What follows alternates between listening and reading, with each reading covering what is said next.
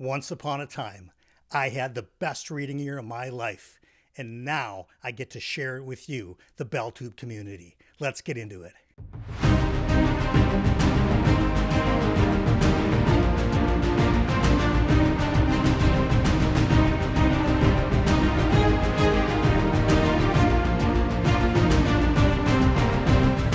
Hey, welcome back to BellTube, everyone. I'm Brian Bell, and I'm so excited. Today, we're going to talk about the 10 best books I read in 2023. This was an exceptional reading year for me. We're going to get right into it, but before I forget, please do like and subscribe to the channel. As a matter of fact, for every new subscription we get, for every new person that hits that button, I'm going to send out a mental, telepathic, positive energy thank you. Not only to that person, but to the entire BellTube community. I mean, that's good, right? I think that's pretty good. Pretty good. Pretty good. Okay. Before we get into the top 10, there are two honorable mentions that I'd like to talk about. The first one is The Bloodstones by Tori Tekken, and the second one is The Prophet of Edan by Dr. Philip Chase. Both of these books on almost any other year would have landed in my top 10, but Tori, Dr. Philip, this was an incredibly challenging field, and I think as you see the top 10, you'll understand why. Before we get into the top 10 list, I want to quickly go over the rules that I have for my top 10. The rules are, there ain't no rules. Okay, that said, let's get into it. Coming in at number 10, it's The Wisdom of Crowds by Joe Abercrombie. This is book 3 in the Age of Madness trilogy, and this was absolutely everything that I wanted it to be. I loved the First Law initial trilogy so much. I loved the standalones, all of them, about equally well. Maybe the heroes a little bit more than the other two, but only marginally. So when I got to the Age of Madness, I really didn't know what to expect. Other than that, I knew I liked the author's writing style. I was hoping we might get some characters coming from the first trilogy or coming from some of the standalones. We got all that and even more. And The Wisdom of Crowds, to me, was fantastic. It was the best of the Age of Madness books, and that's why it is coming in at number 10 on my best of 2023. Coming in at number 9, this is a book I just finished yesterday. It is fantastic, and it is Howling Dark by Christopher Rocchio. There is so much to like about this book. There's no way I could go over a whole book review in just a short top 10 list, but this book in the series, The Sun Eater, is absolutely worth reading. It is art. It is beautifully told. Christopher Rocchio's prose is fantastic. The ideas he puts forth here are absolutely going to stay with me for a long period of time. I waited to do this top 10 list until I finished Howling Dark because I had a feeling this would be landing on the list after I got to about the midway section, and I was right. So coming in at number 9, Howling Dark by Christopher Rocchio. Coming in at number 8, Dr. Philip Chase with The Return to Edan. Wow, did I love this book. I've mentioned before, I loved this entire trilogy, but this book took us in a different direction that I wasn't expecting, and I've stated before, I love when my expectations are subverted. This book has so much going for it. The themes are really strong. The characters are very intricate and developed, and they have arcs, and the bad guys, the antagonists, the villains, they have reasons for doing what they're doing, which are compelling, and they're sympathetic. And if you really get into the story, you sort of see where they're coming from. And I love the fact that Dr. Chase puts us in the shoes of the villain at times, so we really get what their motivations are. There are character redemption arcs all over this book. This book really delivered to me exactly what I was hoping for. The ending, while it wasn't a total surprise, he did it in a way that was surprising to me. I think when you read the trilogy, you'll understand what I'm talking about. And there's a specific phrase that Dr. Chase uses in this book that will stick with me forever. I don't want to talk about it without him on the channel. So at some point, I'm sure we're going to have a discussion, and it's something that I'm going to bring up with him. But coming in at number 8 is The Return to Edan. Coming in at number 7, this is an anticipated book I've been waiting for a long time. It absolutely delivered everything I wanted it to be, and that is Lightbringer by Pierce Brown. I have to say, Dark Age was a great book, but it was sort of a depressing book for me, and the title speaks for itself. You really have to be in the right mental state, in my opinion, to get through Dark Age and really enjoy it to the level that I think that the author intended. Lightbringer, it takes a different path. I loved this book so much. It was absolutely worth the wait. I maintain to this day that Pierce Brown is improving as an author with every entry in this book. Not just the story getting more interesting, but the technical writing ability of the author is getting better from book to book to book. I can't wait for Red God, which I believe is the finale that'll come out, I think, in 2025. But number 7, Lightbringer by Pierce Brown. Coming in at number 6, this is one of the bigger surprises of my list. I hadn't even heard about this author at the beginning of 2023, and that is Ryan Cahill. The book we're talking about, the book that lands in at number 6 is Of War and Ruin. This is the largest and the most recent entry into the Bound and the Broken series. This story is so cool. These characters move all over the different continents, and they each have compelling stories that I know that are all going to converge at some point. So far, some of them have, some of them haven't, but this series absolutely came out of nowhere for me. I think for a lot of people, Ryan Cahill's books are far better than a lot of the trad published books out there, and I'm so excited for the next entry. Of War and Ruin is a huge book. Don't let the length of these books intimidate you from picking them up. They read really fast. The prose is extremely accessible. It's not simple, it's just accessible. And so each page you can get through pretty quickly, and you're going to want to, because these characters have so much going on, and we become vested in their outcomes. Coming in at number 6, Of War and Ruin by Ryan Cahill. Okay, before we get to the top 5, as you can see, I'm wearing a jacket today. I think it's important that we look back and appreciate and pay our respects to some of the fantasy and science fiction characters we've lost since before I started this BellTube channel. Please join me in honoring these very, very significant people.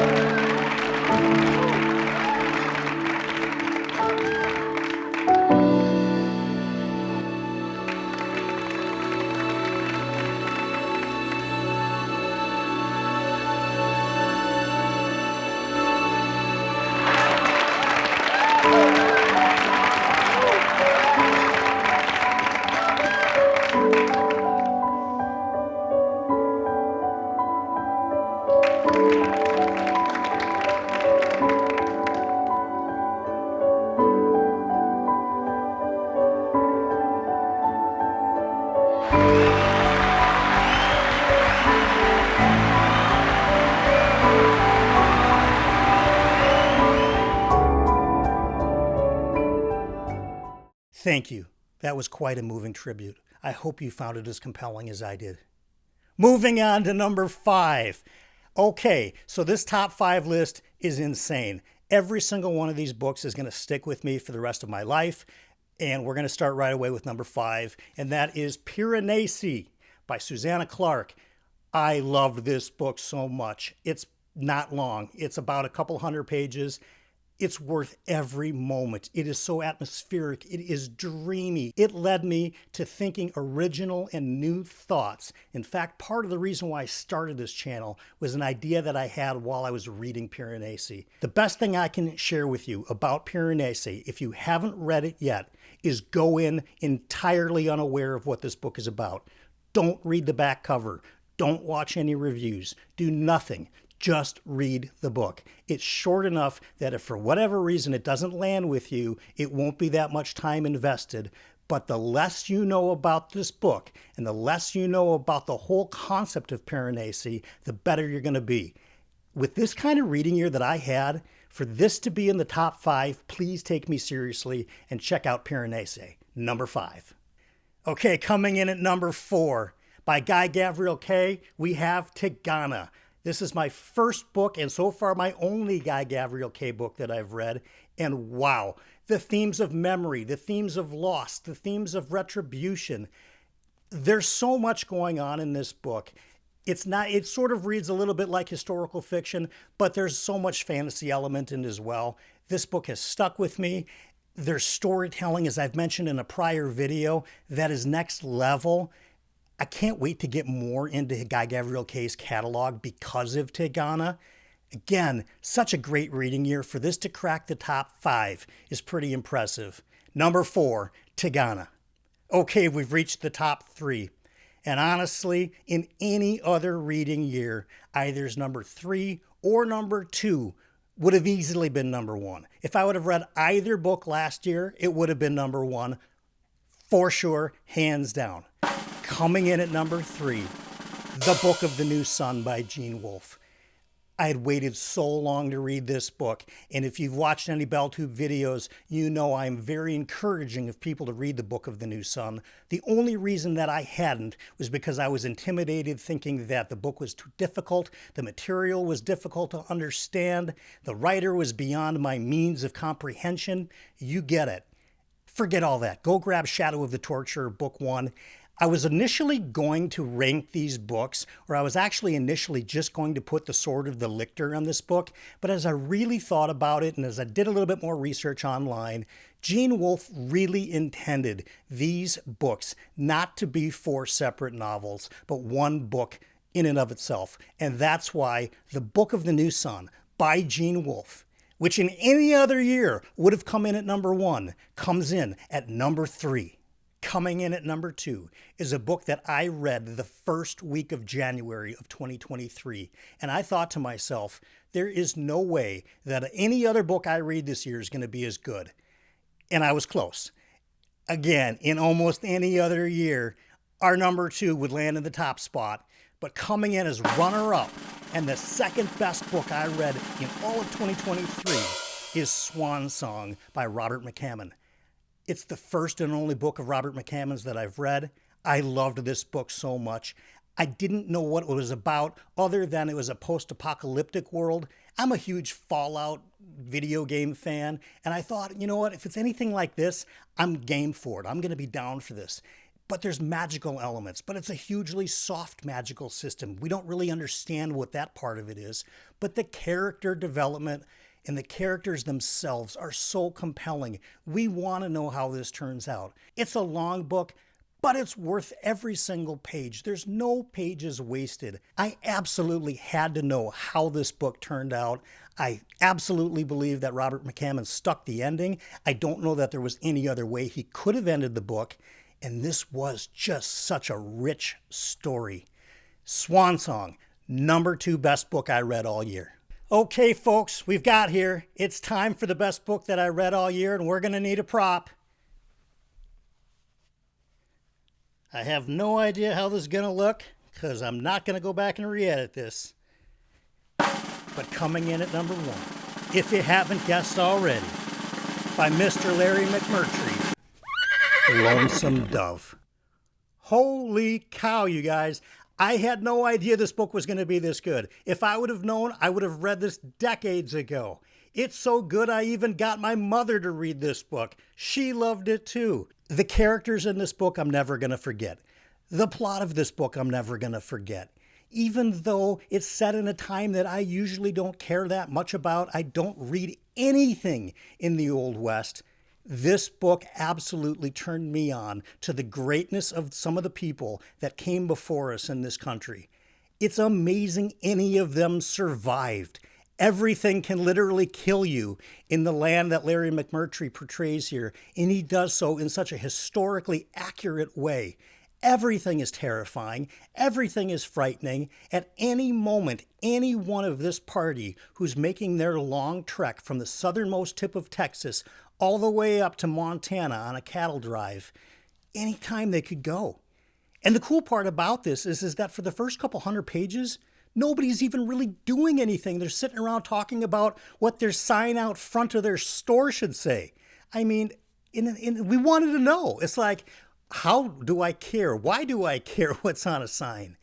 But the main two characters of this book and the entire supporting cast are favorites of mine that will last forever. The fact that this book is #1 in the best reading year that I have personally ever had stands testament. Huge thank you to Mike from Mike's Book Reviews who got me to read this book. I just wanted to know what the fuss was all about, and wow, this was absolutely worth it. #1, the best book I read in all of 2023 is Lonesome Dove by Larry McMurtry. So that's our top 10 list for 2023. Please leave a comment below and let me know what your top 10 list was. Let's discuss. One of the best parts I love about doing BellTube in the first place is we've already established a community where I know there's going to be comments that we're going to go back and forth on. Some of these books you might agree with me. Some you may not. That's cool. I love friendly discussions. If we totally disagree, that's great. We'll laugh about our disagreements together. Thank you again for watching so far. We've got only bigger and better things coming for BellTube in 24. I'm so excited to have you part of it. And here's your fortune.